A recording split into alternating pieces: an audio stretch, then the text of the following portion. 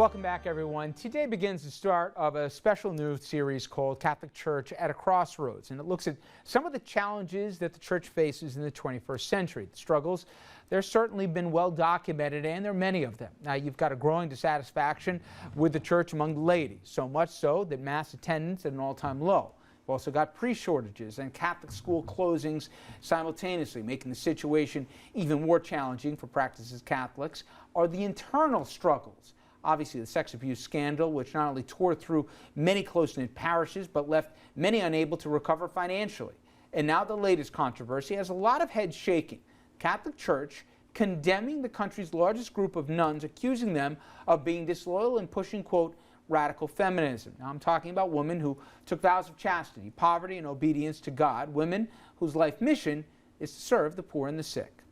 Now, again, I'm coming at it from this series, not throwing stones from outside. I'm a practicing Catholic, got kids in parochial school. I believe and love my church here, but there are some real challenges. And we all said after the abuse scandal that the laity will and should be heard.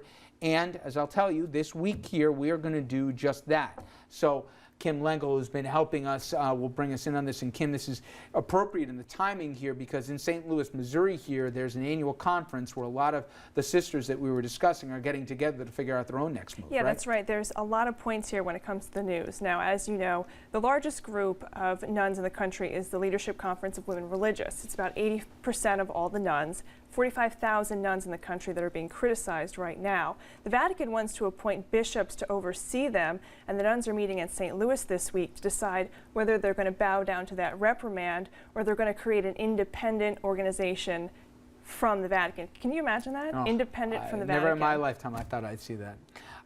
Now, you spent a lot of time here with the nuns, and while some of, I think, the concerns and the challenges from those in the hierarchy of the church, you'll find some of those. The wide blanket of a one-size-fits-all doesn't fit here, and you learned that firsthand. I spent weeks with a group of nuns in New York City, nuns of all different orders, and they do what they call social justice work. They work in the prisons. They take care of new moms and babies in the prisons, and if a mom's sentence is longer than the baby can stay in the nursery, these nuns actually take temporary custody of the child. We have a clip of that. Take a look. I'm nervous now because he's getting ready to go. He's leaving because you can stay in this program provided 18 months provided you're going home within that time. I'm not going home within the 18 months time, so he has to go home, and they're going to take him from me and take care of him for me until I come home. So I'm nervous and I'm a little anxious, but I trust them. Temporary custody papers. When do I sign those? When Ziamara comes. Oh, okay. I trust them a lot. I just know they're going to take care of my baby just as good as I would. Now, I also sat down with a reporter from the National Catholic Reporter. She spent a lot of time embedded with nuns who work on the street. Her name is Jamie Manson. She's also giving one of the keynote addresses during the nun conference this week, and I asked her about the work she's done with the nuns and how this release of the Vatican report made her feel. Very invested in the empowerment of women, you know, very much engaged and focused on specifically the suffering of women and of girls. And so many of them are creating safe houses for girls and for women who are caught in that life or enslaved in that life. You know, and it's high-risk work because you have, you know, these you know, really gang members who run this trade, you know, that can come after you. You have pimps that can come after you. And so it's work that's high risk and highly secretive. And so for them, there's a much, much deeper human reality to these issues, you know, than just doctrine. And so it hurt me that they're being punished, really, when they have seen the deeper levels of these issues.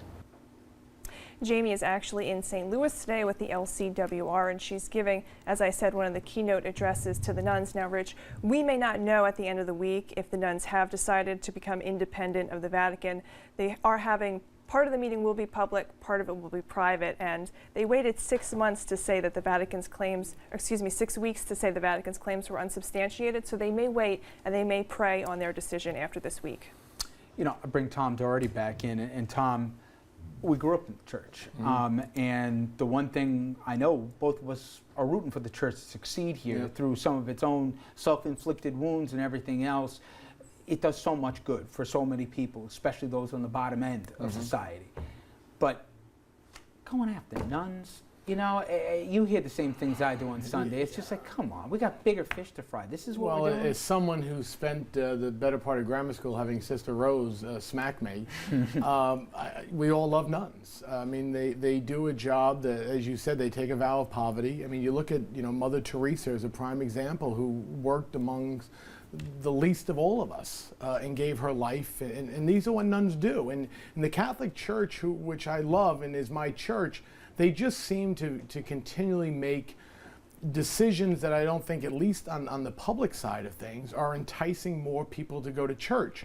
I mean, we can take two approaches. One, we can say we're going to speak out, we want the church to take a certain direction, but on the other hand, we should understand that the church and the Holy Father makes decisions that we can either like or not like, because it's his church. And you know, and that's the frustrating part about it. And the one thing I want to make clear to the audience is, unlike some, I don't believe it's useful, it's a good use of time to be asking a church to be taking socially proactive choices. It never will. I don't think that's what the church is about, but there is a sustainability question. If we all believe parochial schools are critical for the church to succeed and sustain itself, they got to figure out another way. They have to figure out another way if the attendance in the pews are dwindling. And I'm not always so sure the laity, at least, is heard. And we're going to be doing that this week. And we are an interactive show, as you guys know here. So I want you to go to our Facebook page and answer our question. And it's a call to Catholics. Whether you're there every Sunday, you don't go as much. I want to know what you believe are the biggest challenges facing the church and what you think the church ought to do about it. Maybe you think it's fine just the way it is and nothing needs to change. But if you do think there's some challenges, say what they are and where you'd like to see, again here, for those that are rooting for success, where it should go. All right, we're going to take a quick break. When we come back, we're going to get to some, can only be described as some uplifting stories. An amazing weekend when it came to not just sports, but the Olympics here. We got some of the most enduring images from what was a weekend I don't think many of us are going to forget soon. Stay with us, everyone. We'll be right back.